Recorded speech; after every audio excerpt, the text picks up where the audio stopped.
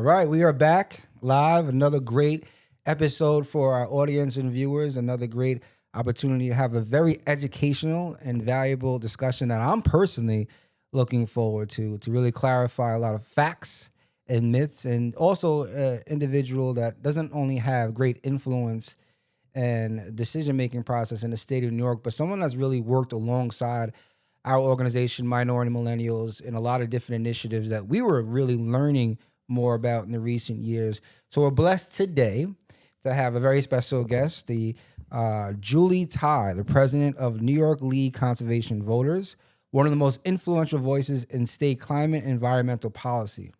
Since 2018, Julie has led NYLCV's advocacy across legislation, clean energy, conservation, and environmental justice, which, by the way, is a very, very interesting time right now to be in the position, leadership position, with what's happening on a federal level, but playing a key role in passing landmark policies like the Climate Leadership and Community Protection Act and the Clean Water, Clean Air, and Green Jobs Bond Act.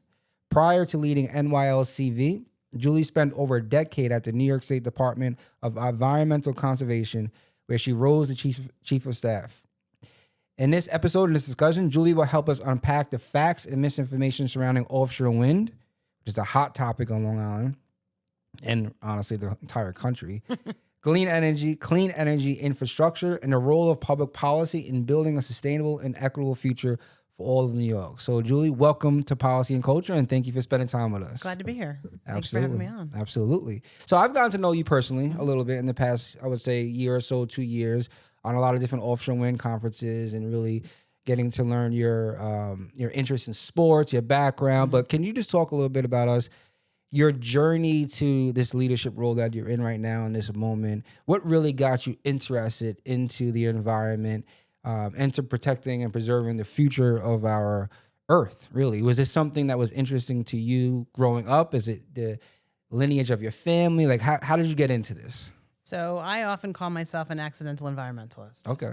Right. I started out, I wanted to be a doctor when I was a kid. I went to college. I enjoyed college very much. I knew I wasn't going straight to medical school from there, so I went to grad school for public health. And while I was in grad school, I ended up with an internship in the state senate in an organization called the Council on Healthcare Financing. And I really liked that. It led me to a job representing home care agencies at a trade association, where I really delved in on policy and worked on legislation, state and federal. And then I was like, okay, this is a nice little corner of the healthcare world. I wanted to do something bigger, and ended up going to work in the state assembly for Pete Granis, who at the time was the chair of the state assembly's insurance committee. And then 2006 comes around, and Eliot Spitzer is elected, and he nominates Pete Elliot Granis. Spitzer, wow. Elliot Spitzer. Is he running again for no. New York City Council? No, that was Anthony Weiner. Oh. And he lost. Eliot Spitzer becomes governor in the beginning of 2007, and he nominates Pete Granis to be his DEC commissioner. And I still was like, maybe I'll go to the health department, right? The new administration, health department. And I was like, no, I'm going to go with my principal, because what I know is how a bill becomes a law, right? That's what I learned, right, at my first job, and then working in the state assembly. And so I was like, I can learn about the environment. So I often say I'm an accidental environmentalist. And before I went in, really all that I did was, I would personally recycle, and that was it. Even though I grew up in the country. Where'd you grow up? I grew up in Sullivan County. I had we had deer in the backyard, okay, right? And I went to a very rural school district.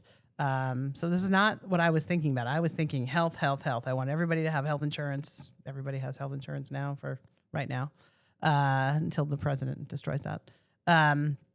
But I think, when I went to DEC, I realized, how much of a nexus there is between public health and the environment, right? Which is something I hadn't particularly focused on, even though I had taken an environmental health class in grad school. But I learned, all about clean air and clean water, and I wrote a law that allows 14-year-olds to hunt big game with a firearm. I worked on 3 constitutional amendments related to the Adirondack Park. I worked on Superfund and brownfields and climate, and I got to work on a lot of different things because I did ledge affairs most of the time I was at DEC, And it was only the last year and a half that I was chief of staff because I'd had such a breadth of experience working on so many pieces of legislation and on the budget. I mean, I basically worked out of the governor's office in the month of March, which was convenient because it was closer to my house than than the office was. But it was great. Saying all of this is by accident. Yes, exactly. So it's Pete Granis' fault. And then I was there for 11 and a half But years. you have a passion. You must have already had a passion. Gotta have a passion. I mean, my passion is like health. and getting the deal done, right? It was like, okay, because at DEC, I felt like I had like 3 different constituencies, right? It was like I worked for the governor, basically trying to advance their environmental agenda and defending their agenda, and the agency and like the staff and what they wanted. And then you had the constituency of the advocates and what did they want? And then you had the regulated community, which is literally how DEC refers to, like the business and the local governments, because they're the ones who have to comply, because DEC is a very regulatory agency, right? And so I was always trying to figure out, how do we balance these different things? Because it doesn't do us any good to have a policy that you can't actually implement. Because that doesn't achieve what we're trying to get. It doesn't get you cleaner air if you're setting up a standard that people are going to be like, nope, can't do it. I'm going to pay the fine instead, right? So this to me is like really an opportunity to kind of put the pieces together so that we can actually achieve the objectives that we want, which I think is a really important tactical thing to think about, is that at the end of the day, if you keep fighting and fighting and fighting, but what you can do, what you're trying to get done can actually be achieved, then what are you accomplishing? Yeah. You know, and I'm very practical. And in that way, you know, so I along, let's see, in Andrew Cuomo's second term, his first term, our general counsel was my boss, and he ended up leaving to go back to the private sector. And he was chair of the board of NYLCV when my predecessor announced that she was retiring after almost 20 years. And he was like, you know, you should consider this. And I was like, okay. And then the recruiter reached out to me like 6 months later, and I was in the middle of budget, and she was like, can you talk to me? And I was like, as long as it's after April 1st and the budget is done, sure. And it was like the second interview was when I really was like, okay, this is an organization I want to work for. And it was ready to leave government, because that's a big decision when you leave government. Yeah. And I find the league has been a fun organization to be with. I get to work more on politics than I could when I was in government, even though I always considered myself sort of a political policy person. And I get to work on policy. And in many ways, I get to work on a broader array of policies than I got to work on at DEC, because there's a lot of policies that have environmental impacts, but aren't actually environmental policy. Like most energy policy, for example, is not at DEC. Right, it's at the Public Service Commission. It's with NYSERDA, right? Like congestion pricing. I remember people would come and say, like, you should get involved in this, and I was like, this is not a DEC issue, because it wasn't. Yeah. But it's having positive impacts on reducing air pollution, right? But it's a different type of policy. So I really enjoyed the fact that I get to work on a broader array of issues than I did before. Although I feel like I'm coming to Long Island just as much as I did when I was at DEC. Yeah. Yeah. Why is that? Because of everything that's happening with... We have the people on Long Island care a lot about the environment. True. You know, this is a place that people understand that the environment is the economy. Mm-hmm. And people understand that they're sitting atop their drinking water and how important it is to protect that. Like, you know, a few years ago when Steve Ballone was running for his last term, you know, what part of his campaign was like that nitrogen is public enemy number one. And you can't say that in other parts of the state. And people would be like, oh, yeah, of course. But in Suffolk County, but break that down. People know that. Because I'm learning about that. Like, and you're speaking about the aquifers, right? Yes. And so... But not just the aquifers, actually.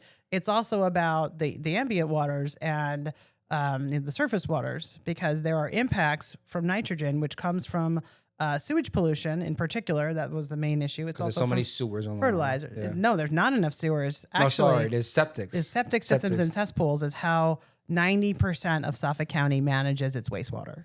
That's crazy. And in a place where we're sitting atop the drinking water, right? So you have to protect the drinking water supply. But this is also, when you think about those harmful algal blooms, they're being driven by what's called nutrients, and nitrogen is one of the biggest ones. And you need a certain amount of nutrients to grow grass, for example, and vegetables and things like that. So it's not that you need zero. You need some, but there's too much.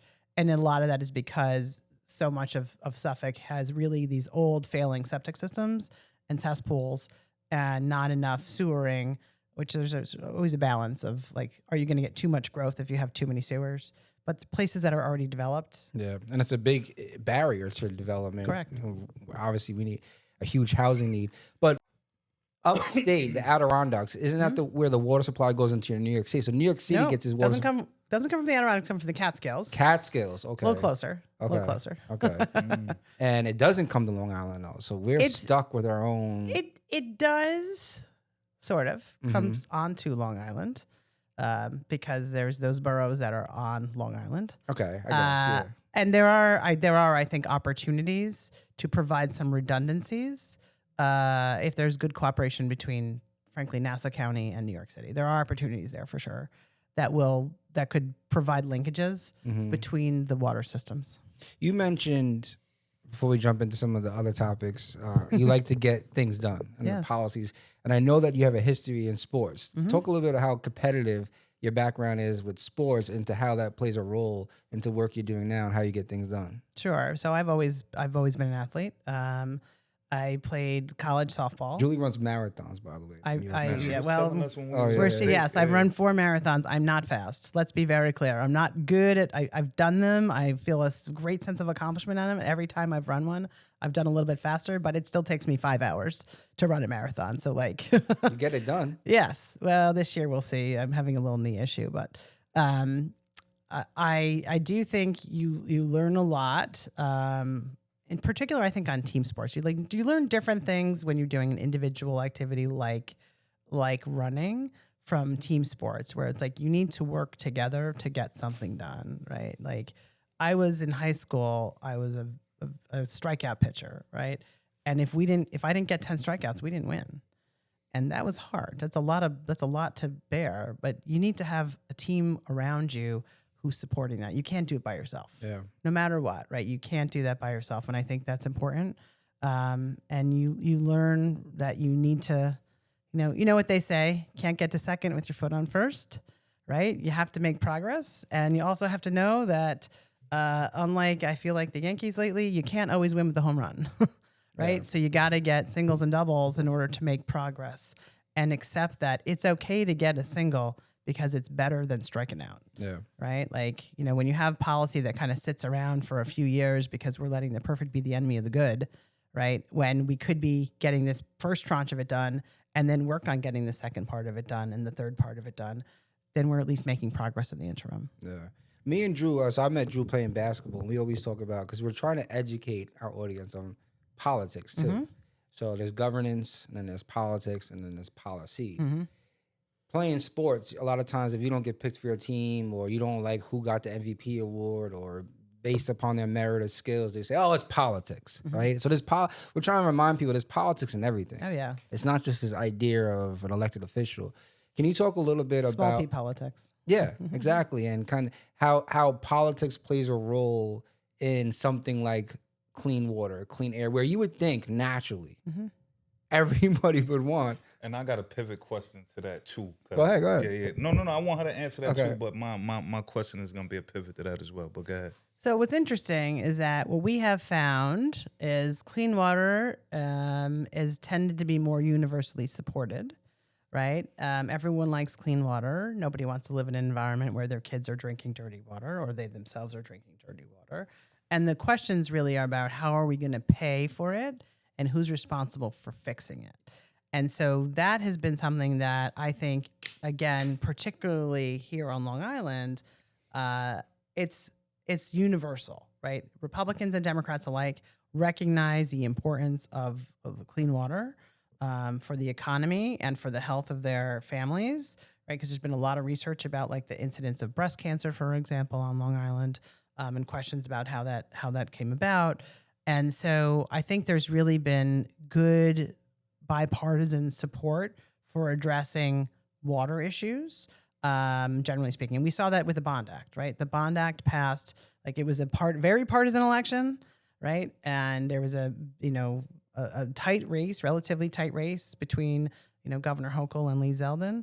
but there was overwhelming support in the same year for the Bond Act. And that was a much broader. I think it was over 70% of people supported for the Bond Act. And then you saw last year in Suffolk County. But real quick, the Bond Act was the Bond Act. Thank you. The Clean Water, Clean Air, and Green Jobs Environmental Bond Act is a $4.2 billion environmental bond act, which is providing funding for 4 big buckets of categories for projects. So there's a climate fund, and that's including things like funds to make schools more energy efficient and remove them off of fossil fuels, for electric school buses, because very often the buses that kids ride to school, the air is dirtier inside than it is outside because of the way buses operate. There's funding for water infrastructure, both for drinking water infrastructure and for sewer and septic system replacements, to help make sure that we have clean water out in the environment. There's funding for parks and protecting open space, to make sure that we have places to go that are not developed, which is really critical and actually is an important factor of protecting our drinking water, for example. So this is, and it's going to create jobs. So it's going to create jobs while we have all these projects that are being implemented. And this is something that has historically been done about every 10 years in New York. We had gone actually over 20 years. It was 1996 until, so I guess almost 30 years. Wow. Right, 1996 until 2022 between bond acts. And so it was really important to get that bigger tranche of funding. But this is the biggest one that we had. The one that was done in 1996 was, I believe, was $1.75 billion. So this is a much bigger pot of funds that are available. And it was really, like I said, well supported. And we had a big coalition of organizations. And there wasn't really any organized opposition. And any opposition that there was really just like people who opposed the state of having any more debt. It wasn't a philosophical objection to the purposes that the funds were going to be. I think I remember it was like you flipped over the thing, and there was like an appendix, and then which is interesting because I don't want you. No, you good. Which was based upon the election, who was running, to see so much overall support for clean water. But then if you start breaking it down, all of a sudden everything just starts going haywire. Yeah. Right? As clean water. There's a reason why clean water is the first word of the name. Yeah. Exactly. Because it's universally supported. And clean air too. That those are really well received. But we also worked with both parties, and both parties were supportive of the Bond Act. And I think that makes a huge difference. And NYLCV had a huge role. We did play a big role. I think that was one of the last times I personally was involved in helping to draft legislation. Mm-hmm. I'm trying to delegate that down. Yeah. And right now, actually, today there was a big article in Newsday talking about Suffolk County Water Authority is actually asking people not to use their sprinklers and not to use as much water because there's so much drought, which leads me into interesting. Yeah, right. So if we're feels like it's been raining all summer. You think so? I feel like, I don't know. In New York City, it sure has been. Wasn't that much rain this summer. Oh, New York. The beginning of the summer. The beginning was in April. It was crazy. Yeah. August is always the driest time, and when you need to be conserving. Yeah. That's a pretty common. I think Suffolk County Water has done a really great job in general of trying to stay on top of that. And there are things people can and must do. Yeah. You can't just rely on government to make a difference. Yeah, I mean, we got to have some discipline. Yeah. Right? Definitely. And, me and Dan, I seen you in action before upstate. I've seen you in action at the event that we did in Nassau at that brewery that time. Mm-hmm. And I see that you're most visible amongst the environmental advocates. How important is visibility to getting this stuff out there, doing the events, being on the radio? I heard you on the radio a couple times as well. How important is that to get the messaging out there? I think it's really important. I think the public needs to hear from credible people about what's happening so that they're aware, right? If you don't know about a problem, then how can you know you need to fix it? Right? I think that's really important. I think that, sometimes advocates when I was at DEC would ask for reporting bills, and I would be like, why? It's just silly. And then you realize it's because then they can use that tool to be like, this is what we found, right? So that you can go out and tell the public, hey, there's this contamination, right? There's this, this chemical in our drinking water that shouldn't be there. And this is the risk that we have associated with that. And so I think having that visibility and having a presence and talking to people is really important, especially like we're an organization that wants people to vote, right? I do two things, right? One is we tell people they should just vote. Not enough people are voting when they have that opportunity. We really need to get much better. Americans in general are pretty bad about voting compared to other democracies, but New York is not great in and of itself. It's lower than the national average. Which is crazy. It is when so much things happen from government, and it does make a difference, as we're seeing in Washington right now. It makes a difference who's in charge, what happens with our government dollars, with our tax dollars, and with what the policies are that we're advancing. Like under the previous administration, they got a huge bill passed called the Inflation Reduction Act that was providing investments in solar, in wind, in battery storage, in electric vehicles, in energy infrastructure. And now under the One Big Beautiful Bill, which I'm putting in quotes since I realize we're on a podcast. It's video too. All right. But that they're rolling back a lot of those provisions. And Congressman Garbarino and Lolota, to their credit, were trying to prevent the worst of the worst from happening. And there were some really terrible things that would have made it virtually impossible for anyone to do any of those projects. But they still resulted in a big rollback in support for that type of energy at a time where that's most of the energy that's being developed, right? In last year, in 2024, 94% of the energy that came online at utility scale was renewable energy. So the president now says that we have an energy crisis, but now he's hurting and trying to stop, not just with cutting off the money, but also adding these extra, review processes and approvals to the energy that we can actually get on the ground fastest in order to actually meet the growing demand of energy that's out there. Adding that and then deregulating other aspects. Correct. And he's deregulating fossil fuel infrastructure, which we know has negative environmental impacts. But so that leads into like this next segment, right? Where there's so many back and forths and opposition to, all right, so majority of people support clean water, even clean air. But then all of a sudden, if you start talking about, the climate justice or clean energy, it takes a dramatic shift. Why do you think like the people can't tie the two together and someone that just doesn't see it? Well, I think there's two things. One is very often people are loud who are opposed to something that doesn't make them in the majority, right? We know this. People support clean energy. Poll after poll after poll shows that. The majority of, certainly of Long Islanders, of New Yorkers, of Americans support clean energy, right? So it's not that. It's that you have a small vocal minority that's out there and they're sort of pounding on these messages of something negative related to that. So that's one thing that we need to counter. And so one of the things we've been doing this year, including some of the work that you're doing with us and some other organizations, is we've been going out and talking to more people and getting them to sign petitions to say, we support offshore wind, because we know that there's a small group of people who are very vocal in opposition to offshore wind, but the majority of people actually support offshore wind. And so how do we get them to be more active? And I've always found that when I was at DEC, you would see many more people who were coming out opposed to something, but people would support it, wouldn't feel as though they needed to do anything about it because the government was saying, hey, we're going to regulate this, and be like, okay, that's fine.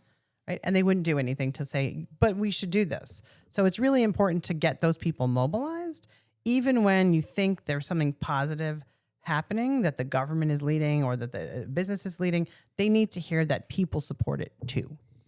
Mobilizing people as well, but I heard you say something about votes. How you think that affects like the voting sometimes? I know even in Long Beach, like they get a lot of pushback on the clean energy out there. So how do you feel like that will affect the voting situation? I think it depends on the communities, and I think it depends on leadership, right? I think we've seen in Suffolk County, like the county executive, has been very supportive of offshore wind because he sees the opportunity that it offers. And so it's like night and day what you see in Nassau County versus Suffolk County, where, I think we've heard the county executive there say, like, if they don't want more in Nassau County, we'll take it in Suffolk County. Similarly, we've seen good leadership from, the town supervisor in Brookhaven, where they've really been like, we want to see offshore wind. It's happening. The project's being built.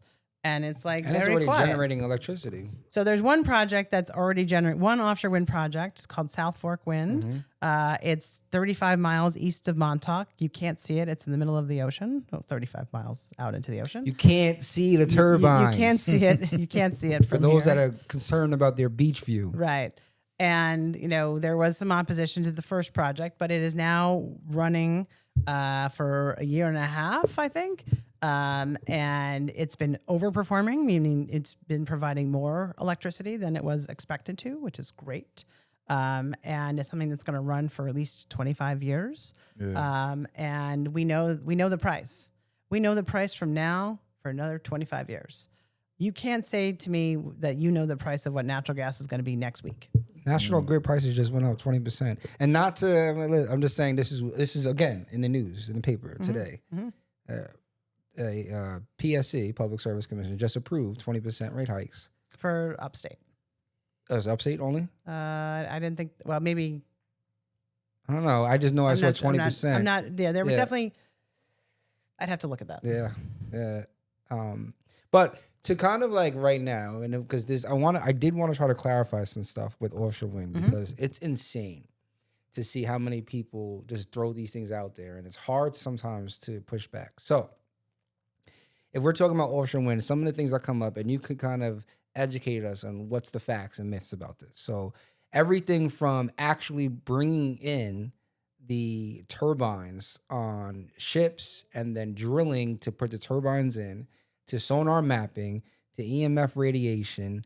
How do we separate fact and fear? These opposition groups that are saying that this is what's going to happen to our coast when we're doing these things, and supposedly that this is going to be more dangerous than what we're currently doing with fossil fuels and natural gas. So can you just talk a little bit about those three things: sonar mapping, the drilling of the actual turbine poles, and EMF radiation? So first of all, like, there's been a lot of research that was done before the state of New York or anywhere in this country actually decided to advance offshore wind, right? A lot of work was done to create an offshore wind sort of roadmap, a master plan. They identified areas in the water where that made the most sense, that had the least habitat impacts, that had the least impacts on important fish species. We know that that sonar mapping has already been demonstrated that it's not causing disruptions to wildlife, right? It's something that is regulated. It's something that has been evaluated already, and that myth has been debunked, right? So that is something that the federal government has. And the turbines are not drilled no more. I just went on an offshore wind tour the other day at Maritime College. They were saying that they're floating now. They're no longer. There are two things. Like there are. On Long Island, they're still drilling. Yes, they are. They're being put in the ground, but again, they're putting them in the places that make the most sense because they have the least habitat impacts. And there are restrictions on the time of year, for example, when that work can be done to avoid impacts on migratory patterns of various fish species. Right. So that's specific. It's kind of like, how they put on the beach, there'll be places where like the piping plovers are nesting and therefore you can't go and hang out there. Similarly, they do that in the ocean, and they have timeframes when you can't do activities to ensure that we're not disrupting migratory patterns. Not we, but when the construction is being done by developers and their contractors to make that happen. So that has been evaluated, and we know that this is not problematic any more than any other kind of development would be, certainly. And if more so, for example, like they have limits on how fast their ships can go that's more restrictive than all of those barges that are coming in to bring cargo ships are coming in that you see lined up in front of Long Beach. I don't know when anyone is going to see anything besides a cargo ship at Long Beach. Because which have more impact on the whales. Right. They do. The Ship strikes. in Long Beach. They got one. That's a little one though. Yeah. Which is beautiful. Yeah. I like it. And people like, listen to the thing. And when people say, because they have them upstate too, when you drive upstate, is onshore turbines. It's a fascinating thing to see. Yes. would somebody actually say, if you could go back in time and not have the voltage lines Right. all over your streets, you wouldn't want to have a couple of dozen wind turbines? That would look way more cleaner, cleaner and makes more sense. It's people are they don't like change. Now, what about the EMF radiation? So the EMF is really something that I don't understand quite why people are. I mean, it sounds scary, right? It does sound scary, but your microwave oven has EMF. Yeah, your cell phone has EMF. These we're talking about cables that have very low levels of EMF. They're buried. They're buried either in the ocean or they're buried in the roadways. So they're not something that you are exposed to. And I think that's something that people just don't understand. And I think people use that as a scare tactic. Mm-hmm. And so we've certainly, in particular with Citizens Campaign for the Environment, we've hosted educational programs where we bring in experts who talk about these issues, right? And so I think that's really important. And we've seen that there's a lot of interest in that. We held a forum on battery storage. We had over 400 people on it, which is a lot of people participating in a lunch and learn. And then we put it back out on YouTube so people have the opportunity to watch it again. So I think bringing experts in to talk about things in a factual way is really important. I think there's so much reliance now on news from the internet that is like coming from sources that may not be fact-based, that it's easy to spread misinformation and it's hard to counter that. So I do think it's important that credible sources are bringing scientists out to talk about various issues and to answer questions. And I think the government can do a better job at that. And I think the developers can do a better job at that. And I think advocates can also do a better job at bringing experts out to talk about facts. And with battery storage, because when we talk about clean energy and there's a number of different industries, offshore wind, onshore wind, battery usage, even we're getting into hydrogen and nuclear now that's coming up a lot. So there's a lot of different factors that are really being developed so we can have more production of energy because we consume so much. We need.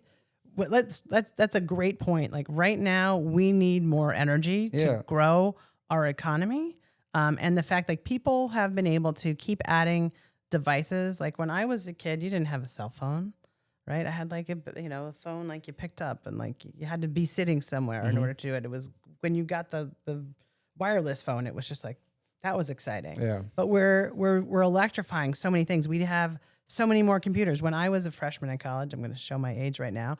I was excited. I stayed in the honors dorm, and the value of being in the honors dorm is we had a computer in every suite. Right now, everybody has. I have like 4 laptops, right, between my work and my personal, and we've electrified all of this stuff, and we haven't needed to add that much energy because things have also gotten more efficient, right? Our light bulbs are more efficient than they used to be. They don't use as much energy.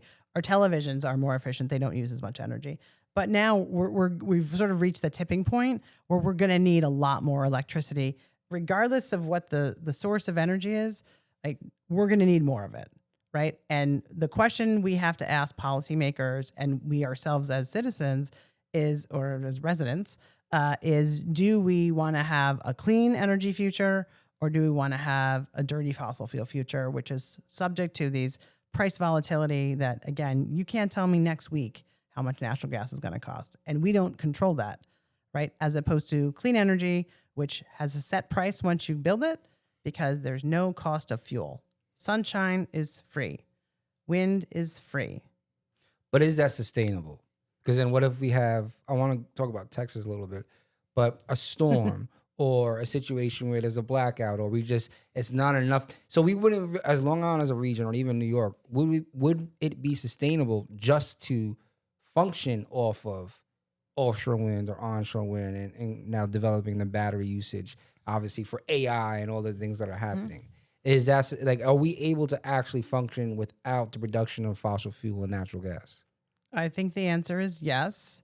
But one of the things that the state needs to do and drill down further on, although I'm trying to use words less like drill, is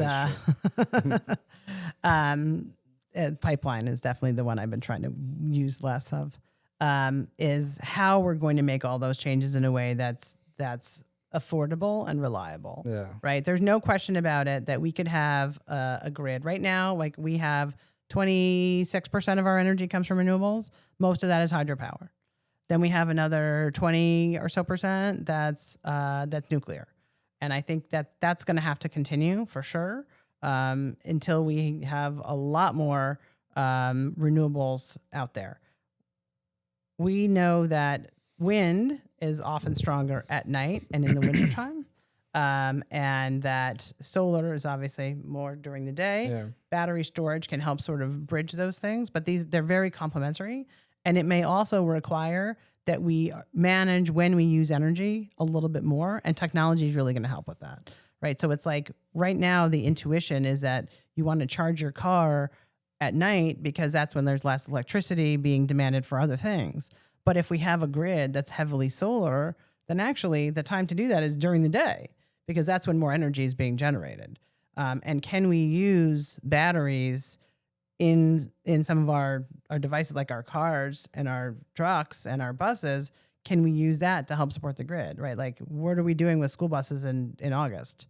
Not much. Yeah. Most school buses aren't being used then. So if you have them, they can actually be a backup source so that way we can help get through those worst times, those hottest of hot days and times when energy demand is the highest, then they think there's something we can do about it. So there may be other technologies that develop that will make it easier for us to get even more emissions free. But I do think that certainly for electric generation, we can definitely get to a fossil free universe in the not too distant future. And the state is anticipating right now, what's in the law is 2040 to get to emissions free, which will include nuclear. That's the state's expectation. This was a convo that we had when we was up at the caucus in Albany. We were speaking about clean energy, and we were speaking about the park, and we were saying that we felt like just the people gathering in the park, the energy that they're gathering in the park would be able to light the park up. Give me a little bit more insight about that, because you had some pretty interesting things, and you and Blake had some interesting point of views on that topic right there. Talk to me more about the park. I'm not sure what you're...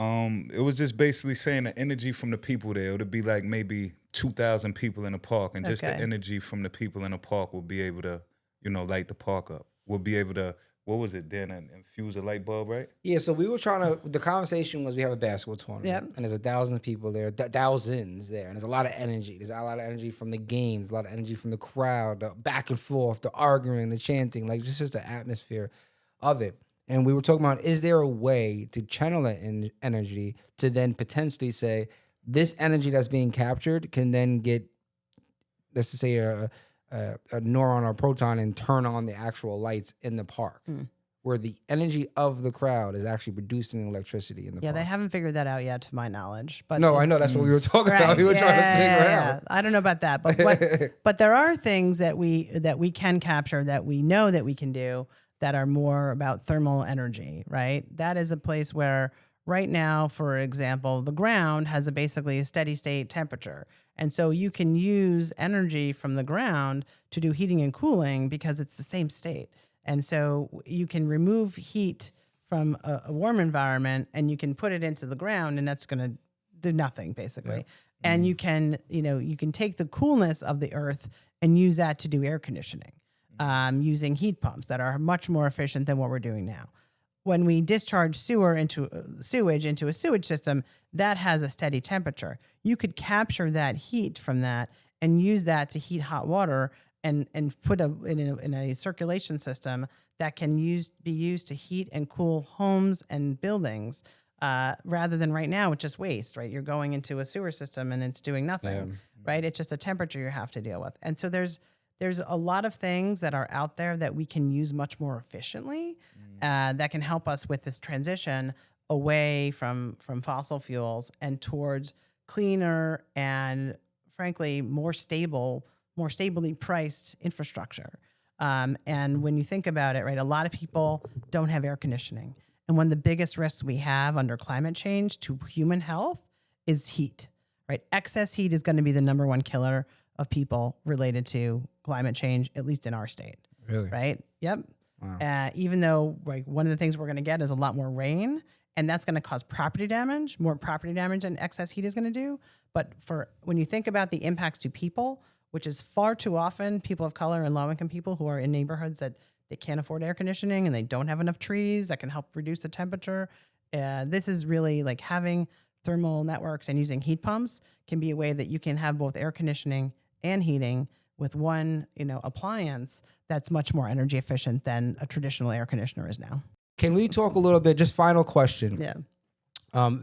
You mentioned the past governor election race, and we had a Long Island representative congressman running, Lee Zeldin, who is now on the federal level is the director of or commissioner of Environmental Protection Agency. Yeah. And we're seeing a lot of shifts and changes that are not in alignment with the historical focus or mission of the EPA. What is going on in your perspective? Can you talk a little bit about that and just what's happening in the past few months? I had hope when Lee Zeldin went into the EPA as the administrator that he would actually take his Long Island roots and his history of supporting clean water in particular and his acknowledgement that climate change exists when he went through his confirmation process and really sort of make sure that they were leveling things out. Look, were there going to be changes? Of course. Were there going to be some streamlining of permitting and review processes? Probably. But instead, they've gone much further, right? They're talking about withdrawing their decision and their something called the endangerment finding that identified that, yes, in fact, human activity from greenhouse gas emissions is causing climate change. Right. And that is a foundation for a lot of work that we're doing. And it's something that scientists universally agree on. Yeah. Right. There's not a large body of scientists who are like, no, this is not true. And so that is really disappointing. And a lot of people are going to sue about that. Absolutely. Water quality is, again, hugely important on Long Island. And as in Congress, he advanced legislation that helped make sure that we had, standards for PFAS, for example, which is something that we didn't even know about 15 years ago. And it's something that is in our drinking water and is impacting people and causing cancer, and they don't even know about it, or at least they didn't know about it. And instead, he's talking about like raising the levels that you're allowed to have in your drinking water, which makes no sense to me. Yeah. So I myself am disappointed that this is the course that he's chosen to take. I think that New Yorkers expect there to be, drinking water standards that they can rely on, that they'll be safe when they drink the water. And moving that backwards is really disappointing. And again, it matters who gets elected because then you have all this power to make these decisions and what rules are out there. And so to me, I know that it's really important that New York continue to have its strong leadership on environmental policy. And that's coming from the local town to the counties and cities to the state of New York to make sure that we're protecting our people and making sure that they're getting the clean air, clean water, and access to open space that they all need and deserve. Love it.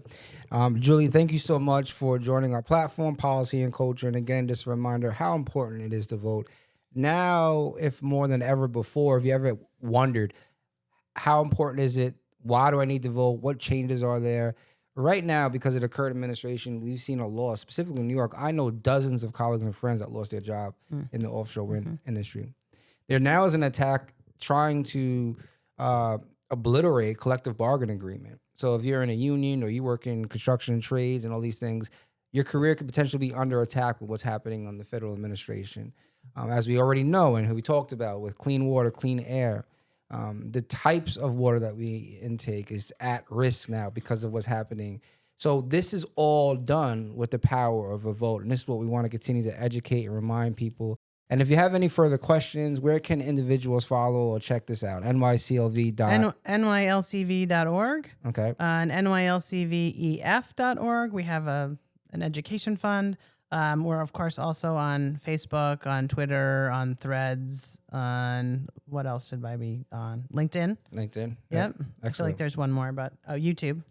Yeah. So. A lot to learn. We'll add some information too on the bottom description of this. So again, thank you, Julie. Thank you. Thank you. And have a great day. Thank you. Appreciate it. Excellent. Absolutely.